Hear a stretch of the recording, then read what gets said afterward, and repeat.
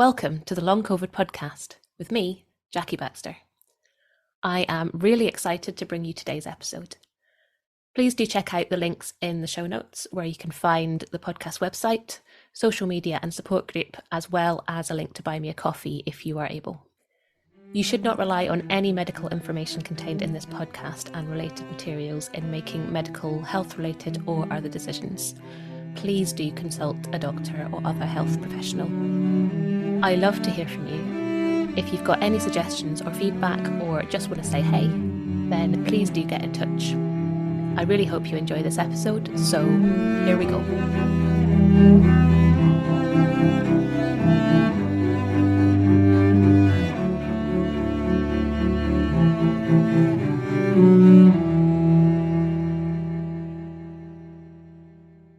Hello and welcome to this episode of the Long COVID podcast.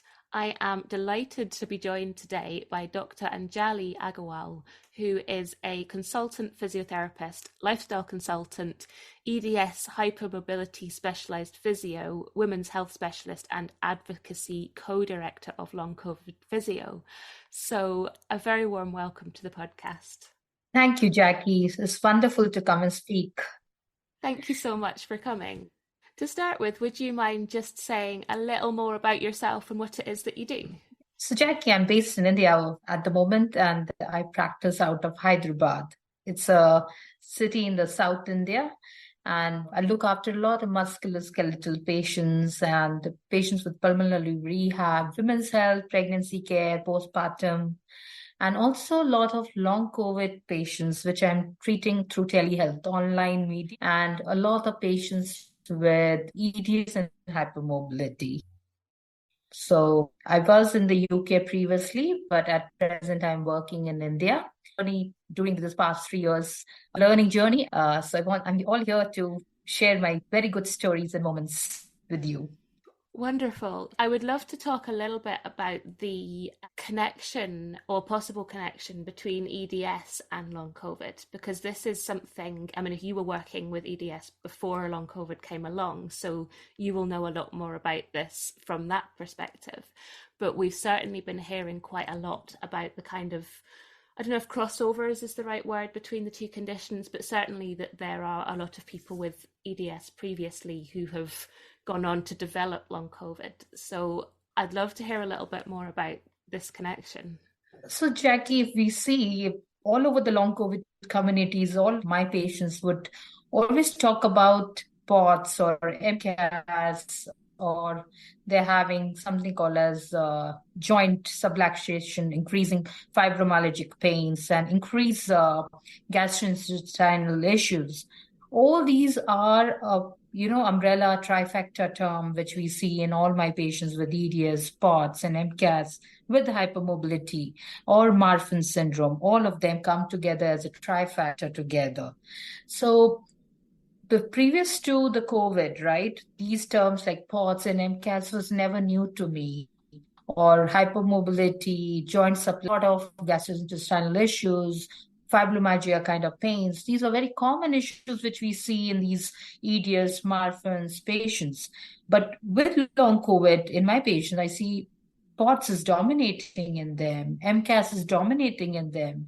And we see that they are very hypermobile. They have, the vital scoring, or it's just not the joint hypermobility, but, they might have uterine prolapse, or they talk about skin being very elastic, or they talk about migraines or chronic headaches, which they try to get, every month. So a lot of things are happening in long COVID. And perhaps many patients would have never been diagnosed with EDS. Now, having long COVID, they turn to now think that they have EDS now. So in a way, COVID came and kind of attacked a bit of a connective tissue for a lot of them, because EDS, Marfan, they have a lot to do with connective tissues. What holds you together, connecting the dots, if we look at, is all getting kind of hampered or damaged by this viral illness or the load of the virus which attacks these connective tissues. So I think they're running parallel with each other. The EDS symptoms and the long COVID symptom, they're just going so matching together that I feel majority of the people might have got some kind of EDS triggered because of the virus, or it could have been there with them, but they were never kind of identified or kind of diagnosed. So I feel there's a very big link between EDS and long COVID. Yeah, I mean, that's very interesting that you're saying, from my own perspective, looking back to before I got COVID, I would have considered myself completely healthy. But now, with the perspective, I'm able to look back and think, right, well, I didn't have POTS, but my nervous system, it wasn't 100% regulated. You know, I'm able to look back and see those things now, whereas I wouldn't have spotted them. So that's quite interesting that you're saying that a lot of the time the same thing might have happened with people with EDS, for example, or MCAS, that they have looked back and been like, well, I wouldn't have really noticed it at the time, but now it's been exacerbated and I can kind of see that from before as well to a certain degree. So it's kind of like COVID has exacerbated or unmasked something in some people. Very true, Jackie. Yeah. Yeah, it's very interesting, isn't it? But you also said that it's possible that actually some of these people didn't have anything before, and it is a completely new thing that's triggered. It's completely new, yeah. So just for example, most of the women are reporting of POTS. Like among my patients, many women having POTS. And these are women, like if I say 80% of the patients I see, they are reporting POTS. So they might have been coming to me with just a back pain few years ago, and probably they had PCOS or some kind of a hormonal issue with them. And now they're coming to me with POTS. So it's kind of awakening for us to understand there's a lot of things we might have missed in the previous appointments for these women, because they complain about back pain and they complain about migraine, they complain about PCOS, polycystic ovary syndromes, or metabolic syndromes, which would have triggered the viralness more for these women. So I think there's some link definitely there, and we don't know to what extent this virus goes and damages the connective tissues, that now they start up with POTS and they are very hypermobile now. So they were said we were never hypermobile, Dr. Anjali, like we were coming for your sessions and you saw us and we were never hypermobile. Now, since COVID, I don't know what's happened to my joint. My shoulder just slips out, or my TMJ, my temporal joint just kind of dislocates, so I'm just, laughing a bit. So these episodes have become so very evident to them these days. And POTS is something which is getting triggered for these women in every cycle of their periods, every month. So something which we really need to look into, these women especially I'm talking about, is the POTS, the hormones, and EDS and hypermobility, which is very much connected together. A lot of my EDS hypermobile women patients, they report of POTS during their periods. They report about hypermobility going really all over the joints very much during their period cycles. So there's some link which now we understand that a lot of women are getting affected. There could be some link with EDS coming up for these women. So we need to really dig deeper for these women now. That's really interesting because, again, it's very widely reported anecdotally on support groups. For example, the hormonal fluctuation that women get can be really, really exacerbating for all sorts of symptoms. So you're saying that this is the same for EDS as well as POTS and MCAS and all the other kind of catalogue of symptoms. Yeah, so MCAS is something, again, another umbrella term. I would say it has everything in it. The mast cell activation for women during the hormone cycle going haywire, or when the weather is haywire, or when you've eaten something which is abnormal, right? So a lot of patients of mine who are very young, like these are just young teens, young 14, 15, they're reacting to all kinds of food. And their parents would say they were never reactive to anything. I don't know what has happened to my child. She's reacting to sound, she's reacting to lights, she's reacting to food, she's reacting to people talking to her. So there's some hypersensitivity which is kind of building up because of MCAS, particularly I feel in a lot of people. And a lot of these things can be triggered when connective tissues are not behaving well. What does MCAS does? MCAS does a lot of damage to the connective tissues. And whenever there are flares of up and down and up and down, we see these connective tissues just getting imbalance. And that's when we see the hypermobility is going haywire. And that's when we see POTS getting triggered. So I think the major, the culprit is the MCAS, causing more hypermobility, causing you POTS in many of my patients. So I always tell them that you need to modify your lifestyle in a way, where is your trigger? Like if you've had a very big day with a lot of people around your house and, they have gotten a lot of perfumes in their, clothes. So they put a lot of chemicals and perfumes and dyes. So these young children, they react to the people around them, particularly because they're sensitive to the smell or the particular dye the person has on their hair or a particular clothing person has worn. So MCAS can be very sensitive to a lot of things. And if they brought some flowers for them, if they brought some, food for them, they need to be so very conscious of what they're eating, what has been cooked for them, and how it has been cooked also so important. What kind of oil has gone into cooking. So many things a person can get, sensitive to. So, and these are small children, right? They're just 12, 13, 14, young, old teens who react to every little thing which is happening. I'm not just talking about the adults. These are the young children. And I feel the MCAS is the main dominator of what's happening, I feel. And if we try to kind of control the mast cells in a much better and organized way, a lot of symptoms of long COVID can also be controlled, which involves spots, so which we have a bad day, we have a good day. But the good day is also dependent on what we ate in a day or what we did in a day. And the bad days are obviously triggered by what we ate wrong in a day. It could be anything which we reacted. So many people, we know the histamine-rich foods are triggering mast cells, but there are certain people who are reacting to every kind of food. It doesn't matter just histamine. So it could be the environment in which we are, or the kind of pollutants we are around with, or the food products which we are eating is processed or has too much chemicals in it, or food dyes in it. So we have to look at every bit of these little things in our food and our diet. And then it really helps a person to find out whether the trigger is being kind of controlled or not controlled. Of course. And if you can kind of control the triggers, then it'll allow everything else to kind of settle down. Because if you're constantly getting triggered, it's going to be firing off everything else, isn't it? Because it's all connected. Yeah. Yeah. So yeah, I've covered things like POTS and MCAS quite a lot on the podcast, but EDS is not something that I've really looked into at all yet.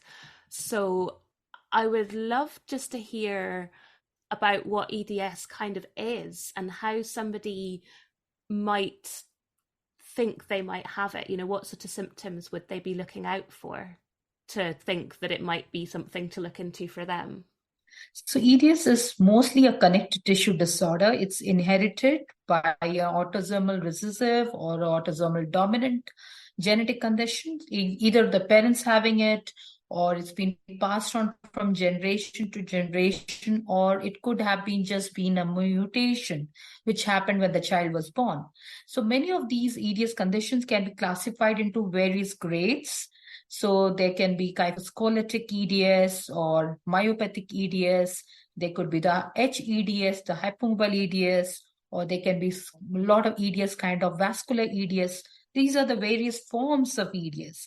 And how does person identify? There'll be a lot of symptoms in a EDS where probably they talk about pain being the major thing dominating their lives. So there are two painful joints, or they keep dislocating their joint. Many person can dislocate 7 times, 8 times, 10 times.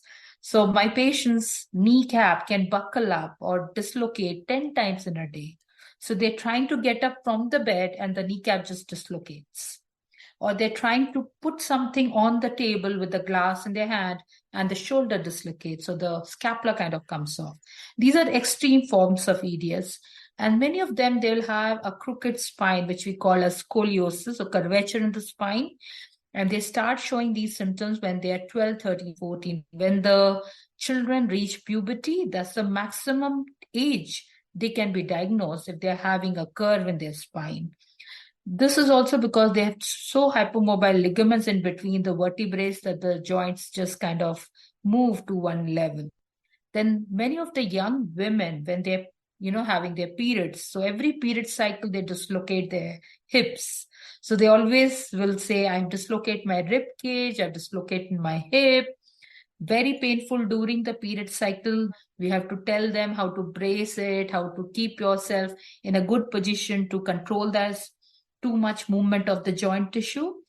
And many of them report multiple symptoms in a day. They could be not able to digest food. They're not able to evacuate the food, or they're constipated.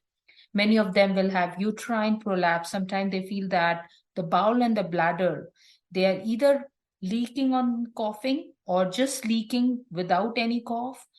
Leaking bowel, they'll have bowel incontinence or bowel in constipation they can have. Then they have mast cells. Then they have too much of rheumatism also, a lot of fibromyalgia kind of pains, migraines. Then they can have sleep apnea. When they sleep, they kind of snore. That causes their oxygens to kind of not get into the body. And many of them also report about a lot of pain and breathlessness on walking or doing any task. So we have so many, and we have a lot of, young dancers and all. They have EDS because they're very good in dancing, and they can kind of, move around at any joint angle, and they're very, very flexible. So suppose I move a thumb like that, right? But that is just classified as Beighton scoring. We do a scoring for these patients called Beighton scoring. These are just done for the joints. But now the new theories have said it's just not the joint hypermobility which we have to look at in EDS. There can be structural hypermobility in between your uterus or in between your stomach muscles. There can be a hypermobile tissue, right? The blood vessels are so hypermobile, so elastic, they expand very easily.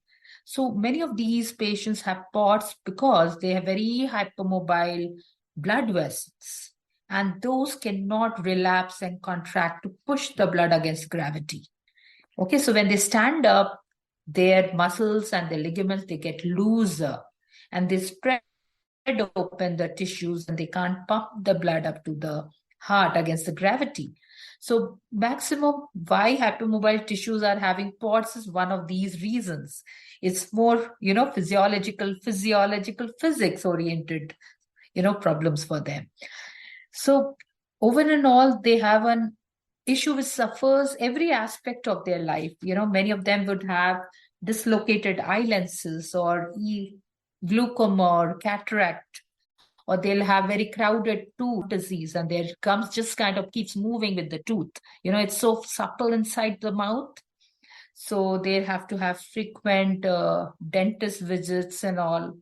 And the major problem women talk about, or men and children talk about, is CCI, craniosacral instability in the neck area. So the C1, C2 vertebrae, the atlas and the adflexia is so very hypermobile. The ligaments just kind of supple out, move around, and they kind of dislocate the C1, C2 vertebrae in the neck.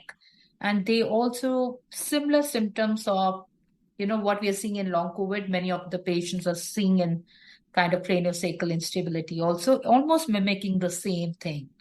So we have to be very, very careful with these patients when we treat them, when we look at them and hear them out. Yeah, just listening to you there, talking about things like the blood vessels, which is making the POTS happen. And then again, we're seeing this crossover between the two conditions, aren't we? And I think we all know that there's a lot of crossover between all of these things. But, you can kind of look at that and be like, well, that is like the actual physical reason for that. So it sort of ties it all together, doesn't it? Yeah.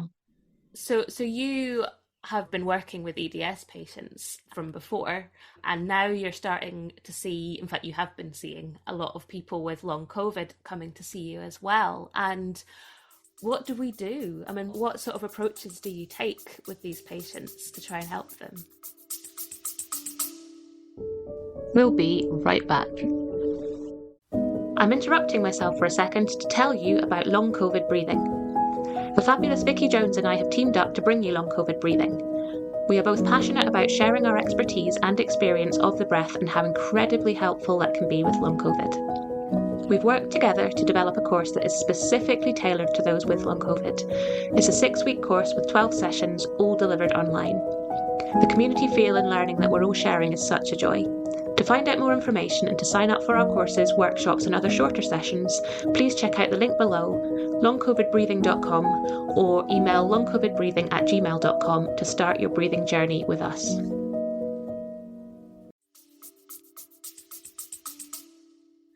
The major aspects for any patients with EDS is their lifestyle, structural.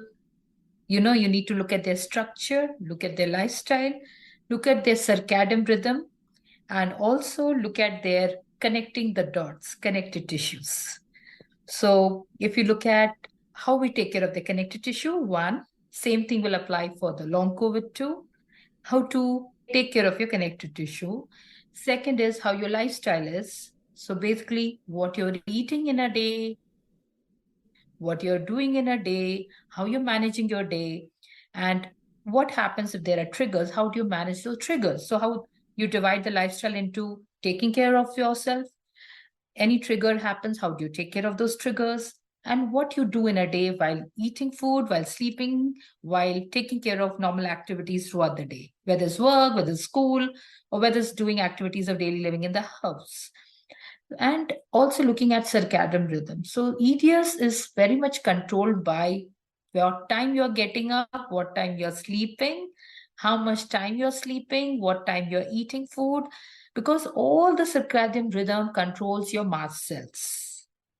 And the mast cells will behave well when the sun is on, or when it's very cold, when it's snowing, or how the circadian rhythm of a human body is, or the biological clock.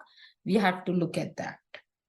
So if we can look at, control the circadian rhythm, follow a certain pattern or routine, we have won the battle against triggers, or that crash moments when we get crashed, or today I didn't get good sleep, my mast cells are really havocked. And that's when you see your patients having a kind of a crash. I didn't get sleep. Why didn't get sleep? Because you ate some food which was high histamine load, or you did some activity which caused your histamine to really go up. So too much exercise will cause histamine release. That again will cause us to become too hyper alert in the night, or adrenaline drive in the night, and we don't get sleep. So the whole goal which I run around my patients is get your good sleep. Whatever said and done, remove the triggers in your house, remove the triggers in your food, remove the triggers around your people. There are people who can excite you. There are people who can talk to you in a certain manner, which can cause you to go into an emotional stress, which can again cause your mast cells to not behave well. Right? So you really need to know how to balance your mood, balance your food. So as I said, father of your problem is mast cell. So again, another thing which we look in EDS is also structural. So if you keep your joint structures well and proper, if you keep your postures well, your neck is proper, your spine is proper, that is your fulcrum of the body. Fulcrum means that's your base point where all your structures are attached to. That's your whole spine, starting from your cervical spine to your coccyx, and all your appendages, which are your proximal proximities and all, they're attached to the spine, right? So if your spine is good, if your neck is good and aligned, your structures of the joints over the bodies also well controlled. Now, what happens if my joints is destabilizing? Most EDS patients will feel their shoulders destabilizing, right? Why does it stabilize? They feel very anxious, right? It's about to slip. It's about to slip. So they have that emotional memory of the trauma that this would happen again to them. So they kind of tense their muscles, right? They go into that mode of flight and fight mode, which is the sympathetic overdrive. So we always tend to tell our patients is don't let your mind wander off to that zone of sympathetic drive where you want to control the movement. Just sit in peace and try to feel that the joint will just kind of get balance on its own. Once they do that, they don't push themselves to a sympathetic drive, which can again trigger their POTS, which can again trigger their MCAS. And then we have the vicious cycle of going up and down with the hypermobile tissue just misbehaving, right? So it's all connected together. So that's why I use the word connect the dots. So connect everything together. And that's fascinating, again, how the muscle and the connective tissue actually responds to the sympathetic overdrive, or the sympathetic mode. So actually, by trying to control the sympathetic overdrive and to stop yourself getting into that kind of state of sympathetic panic, actually that can also help to control the muscles and the connective tissue, and hopefully stop that from all getting exacerbated. Yeah. And it's a pattern, right? It's a pattern. So it's like if I've had one relapse of an episode of my joints destabilizing, my second episode is not very far off because my body is again very easy on sympathetic drive. And then again, I can set my joints to pop out. So we have to be conscious that only the first time you have it, control it in a nice way. You know how to kind of control it, and it works better for the next times. So a lot of my patients, I think they are super strong people. I think they mastered this art and they know it all. I feel wonderful to say that they can do it on their own. And, like it's so super challenging. These episodes are super challenging.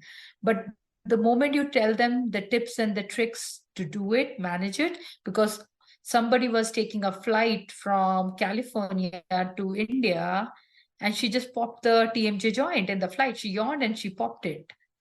But I have given her tips how to manage it inside the flight, and she did it well before she could land in India. So I think these are little tips and tricks. If they can manage it, they can, be more involved in daily activities in a much safer and smoother way. Yeah, that's amazing. That's kind of blown my mind a little bit, that that's all kind of connected like that.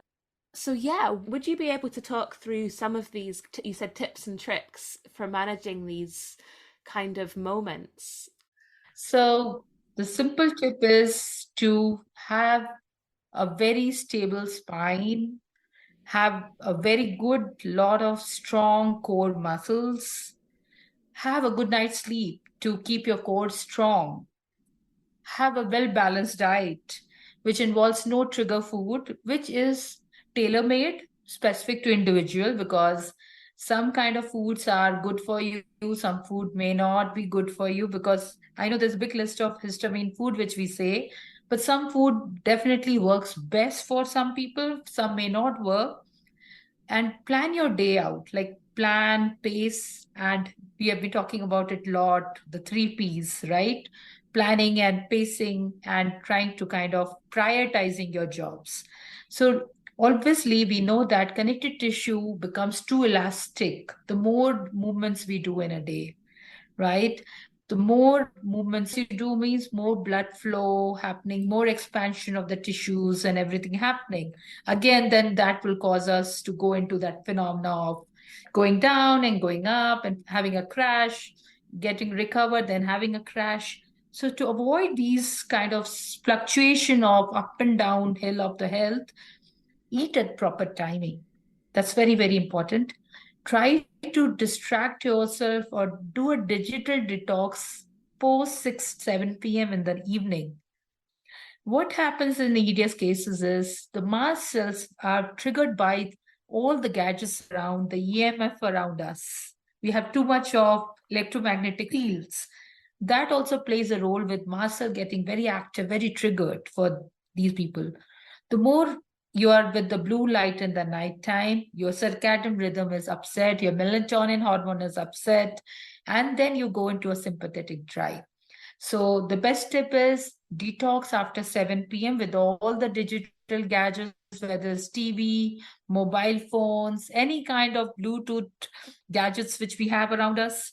Second thing important is to get some nature-friendly movements in the body around the house. So get some plantations which are happier for your muscles. So a lot of plants, lot of greenery around you helps to beat that muscles getting very, very hypersensitive also for many people, because it cuts down this harmful effect of EMF radiations too. Third important thing is to include good food which can help you have a very good tensile strength. We are having evidences that some people do good with collagen rich foods, but it's not that we can manufacture collagen in our gut. It's nothing like the EDS people can, break down the food and get the collagen out of it. But certain foods which are very good for your bones, for your connective tissues, one should eat those. And fourth and friendly is look at your ergonomics of your space, where you're sitting, how you're lifting your school bag, how's your school desk, designed. If you're working, how's your computer table or chair designed. If you're somebody like a hospital worker, you need to have your compression stockings, compression garments, have a chair, have a sit down, have a sip of a water, get your electrolytes, because mast cells love water. They love hydration. When does a person have EDS dislocations are? When they're dehydrated more, when they kind of lose on water more, right? And then we say pots, have water, have water. Everything is so linked up together because dehydration, connective tissue, they work together. They're like enemies of each other. So we have to make sure that we are hydrating well, we're keeping the connective tissue nice and supple, we are keeping our postures nice so that our center of gravity is well, good, defined. So on these principles only, I think a lot of patients I have worked on, and they are really doing good. They're really doing well. We'll be right back. Hey there, I'm just jumping in for a second to see if you're enjoying this episode. If you're finding it useful, maybe you would consider sharing it somewhere, a friend, a group, or even on your Twitter feed.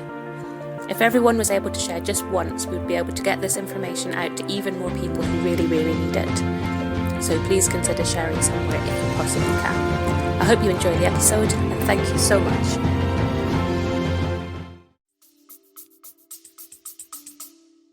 Yeah, like you say, it ties it all together again, doesn't it, with the hydration and the water. It's one of those things we're told as a child, isn't it? Oh, you need to drink plenty.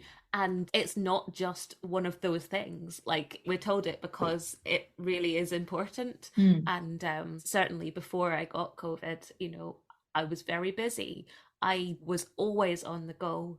And I didn't drink enough because I didn't have time to drink enough. And if I drank enough, I certainly didn't have time to go to the bathroom. So it's something that, we've all kind of had to readjust. And, plenty of hydration is something that I'm sort of like constantly trying to do now. So yeah, that's really, really interesting, isn't it? So there's loads of really, really helpful stuff there. The things that you were just talking about there are kind of longer term things, aren't they? They're things that you kind of have to work on, and they're very, very important to do that. But what about in the kind of right now moment, if I feel my sympathetic overdrive starting to kind of ramp up, and I think, oh no, what's this going to cause? Is this going to cause my joints? Is this going to cause a flare up of my MCAS? Is this going to cause my POTS to go haywire? Is there anything that I can kind of do in the short term to kind of hopefully stop that from turning into a full-blown crash or a thing? So one tip I give to all my patients is, wherever you are, suppose you are in the flight, you're suppose in the shopping mall, and this episode is suppose coming for you. So you got to grab a chair. If you can grab a chair, if not grab a chair, lie down. Okay, just find a place and just lie down. And you got to start breathing inside the belly. The deep breathing into the belly is supposed to be a very good sympathetic drive, calming down exercise for many of my patients. So all I tell them is to center their thoughts around their belly button, and they're able to focus on all the joints. Suppose the shoulder is popping out, just feel that the shoulder joint is coming towards the center of gravity of your body. Okay? So you imagine that you have a shoulder which is about to pop out, and you're about to get the shoulder joint into the center of the belly. Got it? So when they start to breathe deeply, abdominal breathing, and they kind of focus on the particular joint, so particular kneecap, particular knee joint, they kind of keep breathing, feeling that the joint is just kind of sinking back into space. The moment they do that, the joints automatically can relax on their own, and they feel very calm. Okay, any kind of fear, any kind of trigger can trigger the whole event for them. So the fear of dislocation is the biggest fear. The fear that they might end up dislocating and they might need to go to the hospital, that is the biggest fear for them. So the moment thing is not worry about dislocation, just kind of become calmer by kind of putting it back in place on its own. You can do it. What I tell to people is, EDS people are lucky. If they dislocate, they know how to relocate it back. Okay, so they can do it on their own also. So many of my patients who don't have EDS, if they dislocate, they need to be in the A&E. They have to be in the casualty to get it fixed up, right? But with EDS, it keeps happening so many times, they know how to get it backwards also. So if it just pops out, they know how to get it back also.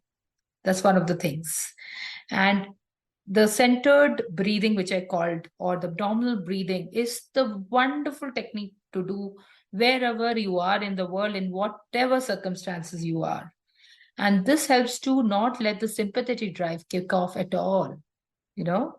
It's like the thing. And grab water bottle wherever you can. Grab a water bottle. Generally, you'll have a water bottle with you. Get the electrolyte pumping in your body, because the moment the connective tissue starts getting water, starts getting that electrolyte, they start to pump up and they start to do well. They start to do the best job they can. And obviously, when there's spots triggering, the sympathetic drive will trigger for you. So more water, electrolytes added up, getting your heart to do less of the work, and your sympathetic drive is calmer, your joints are in place, you've already solved the episode for yourself. And always start your day with a little bit of good proteins. So it's always good to, add in foods which will help you feel fuller, not too fuller in a day, but little amount of food also you can take along with you wherever you're going, so that you're not going hungry and you're not having a crash of hypoglycemia.